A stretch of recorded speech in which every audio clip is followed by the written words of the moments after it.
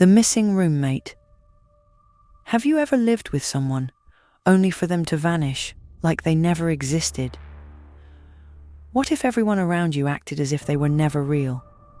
Tonight, I'll share a terrifying true story that will make you question reality itself. Stay until the end, because the truth is far more disturbing than you think. When I first moved into my college dorm, I was nervous, but excited. I had a roommate named Emily, a quiet but friendly girl with dark hair and green eyes. She was a psychology major, always reading books about the human mind and its hidden depths. At first, we got along fine. We weren't best friends, but we shared meals, walked to classes together, and stayed up late watching horror movies. She had a habit of writing in her journal every night, filling page after page with tiny, cramped handwriting. Then, one day, Emily disappeared. I woke up one morning, and her side of the room was perfectly made, which was weird, because Emily was messy. Her books, stacked neatly, her desk, spotless, her bed, completely empty. At first, I thought maybe she left early for class, but as the day went on, she never came back. That night, I asked a few people in our dorm if they had seen her. Every single person gave me the same blank look. Emily? Who's that? I laughed, thinking they were messing with me. But they weren't. They genuinely didn't remember her. Even my RA, who had assigned us rooms, acted like she never existed. I checked my phone. Our old texts were gone. Her Instagram? Deleted. Even her bed was completely empty, like no one had ever slept in it. The only proof I had that Emily was real was her journal. She must have left it behind, hidden under her bed. My hands trembled as I opened it. The entries started off normal. Class schedules, stress about exams, personal thoughts. But as I flipped through the pages, her handwriting became frantic. Then, I reached the last entry. If you're reading this, they've already erased me. They don't want you to remember. They don't want anyone to know. Whatever you do, don't let them erase you too.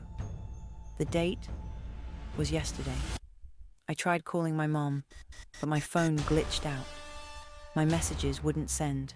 My calls dropped immediately. That night, I barely slept. Every noise made my heart pound. Then, at 2 a.m., my door creaked open, on its own. I sat up. My pulse raced. I could hear it, right next to me. But when I turned my head, nothing was there. The next morning, my RA called me into her office. She sat me down with a forced smile. "You seem stressed," she said, tilting her head. "Are you sleeping well?" I told her about Emily. Her smile didn't waver. "You don't have a roommate," she said softly. "You've been in that room alone since you moved in." I felt cold all over. "That's not true," I whispered. "Emily was real. She lived with me." Her smile grew wider, too wide. "You should really get some rest," she said. By the next night, I couldn't remember the color of her eyes. By the next morning, her name started slipping away. By the end of the week, I couldn't even remember why I was so scared. A month later, I was packing my things to go home for break when I found Emily's journal again. I didn't remember taking it, but there it was. I flipped through it, but all the pages were blank, except for one. A single sentence scrawled across the last page. "You're next." At that moment, I heard footsteps behind me. When I turned around, everything went black. I woke up in a hospital. The doctors told me I had been found unconscious in my dorm room, dehydrated, malnourished, like I had been lying there for days. They told me I never had a roommate. I had been living alone all semester. And the worst part? I believed them. I can't remember Emily's face anymore. I can't even remember her voice. All I know is that something is missing. And sometimes, late at night, I feel like someone is watching me, just out of sight, waiting to take me next. If someone vanished from your life overnight, erased from memories, from records, from existence itself, would you even realize it? Tell me in the comments, have you ever experienced something that no one else remembers?